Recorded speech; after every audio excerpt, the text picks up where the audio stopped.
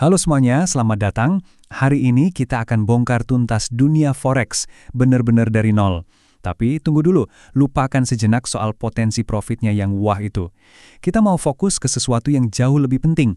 Sebuah realita pahit yang sering dialami pemula. Gimana caranya modal kamu bisa ludes total, dan yang terpenting, gimana cara menghindarinya? Yuk kita mulai. Oke, kita mulai dari yang paling dasar dulu ya. Forex atau foreign exchange. Ini tuh pasar keuangan paling gede sedunia. Jauh lebih besar dari gabungan semua pasar saham di dunia. Disinilah mata uang dari berbagai negara diperjualbelikan setiap detiknya. Terus, artinya apa sih buat kita? Gini, waktu kamu trading forex, kamu tuh bukan beneran beli setumpuk uang euro fisik gitu. Bukan. Kamu itu cuma berspekulasi, nebak-nebak arah pergerakan harganya. Contohnya pasangan EUR garis miring USD. Kalau kamu yakin nilai euro bakal menguat dibanding dolar, kamu tinggal klik buy. Sebaliknya, kalau prediksimu euro bakal melemah, ya kamu klik sell. Jadi intinya cuma prediksi, bukan soal kepemilikan. Dan buat mulainya, kelihatannya gampang banget. Cuma 3 langkah simpel. Buka akun di broker, setor dana, bahkan ada loh yang bisa mulai dari $5 aja. Terus, udah deh, bisa langsung mulai trading. Nah, justru karena kemudahan inilah jadi krusial banget buat kita paham mesin di baliknya itu sebenarnya kerja gimana. Sekarang kita masuk ke bagian dagingnya. Ada 2 konsep yang paling penting, sering banget disalahpahami dan benar-benar jadi penentu nasib trader pemula. Apa itu? Lot dan leverage. Pertama, lot. Gampangnya, anggap aja ini sebagai ukuran transaksimu. Walaupun ada yang namanya lot standar yang ukurannya gede banget, 100.000 unit, sebagai pemula, lupakan dulu itu. Kamu fokus aja ke yang namanya lot mikro, yang ukurannya cuma 0,01. Ini kunci pertamanya, selalu mulai dari yang paling kecil. Nah, berikutnya, ini dia yang bisa jadi senjata sekaligus biang keroknya. Leverage. Anggap aja ini kayak dana pinjaman dari broker kamu. Leverage ini yang bikin kamu bisa ngontrol posisi trading yang nilainya jauh lebih besar daripada modal yang kamu punya. Modal kecil yang kamu pakai sebagai jaminan buat pinjaman ini disebut margin. Ingat-ingat ya, istilah ini penting banget soalnya. Dan disinilah semuanya jadi rada gila.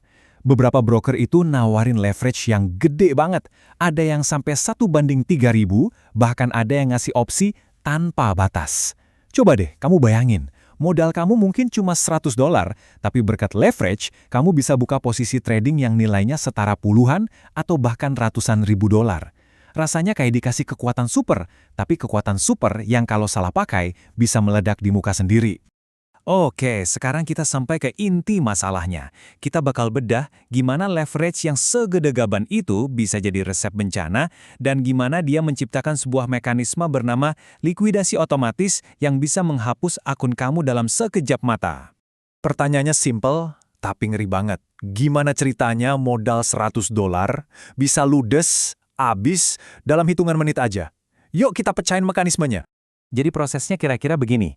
Kamu buka trading pakai modal $100 tadi dengan leverage tinggi. Ternyata, pasar geraknya malah ngelawan prediksi kamu. Nah, saat itu bakal muncul yang namanya floating minus, alias kerugian yang masih berjalan. Karena efek pengganda dari leverage, pergerakan pasar yang kecil aja bisa bikin floating minus ini bengkak dengan super cepat dan mulai menggerogoti modal $100 kamu. Disinilah margin yang kita bahas tadi jadi penentu. Broker itu punya semacam sistem pengaman yang disebut level stop out. Kalau kerugian kamu terus membesar sampai sisa margin kamu jatuh di bawah batas tertentu, misalnya tinggal 20%, sistem broker bakal secara otomatis menutup paksa semua trading kamu yang lagi rugi. Dan jangan salah ya, ini bukan buat ngelindungin kamu, tapi buat ngelindungin broker. Dan begitu level stop out itu kesentuh, ya udah, game over. Namanya likuidasi. Seluruh deposit kamu hilang, jadi nol. Untungnya kebanyakan broker zaman sekarang punya yang namanya perlindungan saldo negatif. Jadi seenggaknya kamu nggak akan sampai berutang ke broker. Kerugian maksimalmu, ya semua uang yang kamu setorkan. Amblas. Oke, setelah paham resiko terbesarnya, sekarang kita bahas pilihan-pilihan praktis yang harus kamu buat sebagai seorang pemula. Ini penting banget. Kamu nanti bakal dihadapkan sama 2 pilihan akun utama, akun send dan akun standar.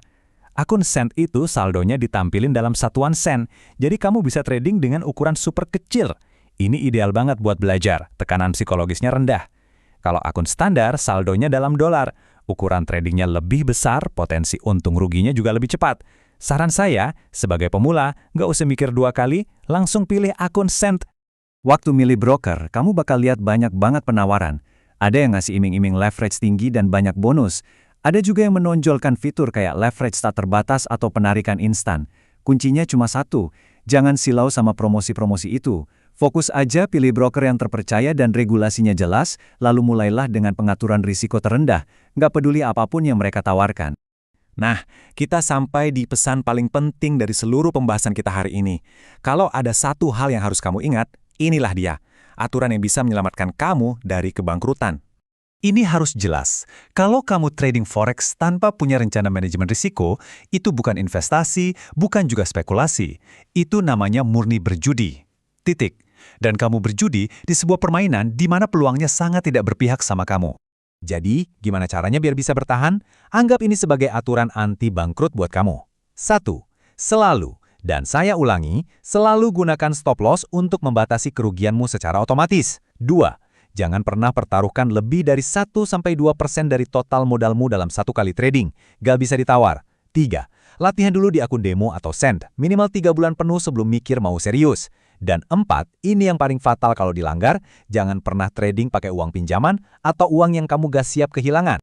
Dan saya mau tutup pembahasan ini dengan satu pertanyaan buat kamu renungkan. Trading forex itu menuntut disiplin yang luar biasa, bukan cuma sekedar nafsu pengen untung. Jadi pertanyaannya bukan apakah kamu bisa untung, tapi apakah kamu siap untuk punya disiplin supaya nggak kehilangan semuanya. Pikirkan baik-baik. Kalau kamu ngerasa pembahasan kayak gini bermanfaat, jangan lupa buat subscribe channel US Stock ID. Sampai jumpa di kesempatan berikutnya.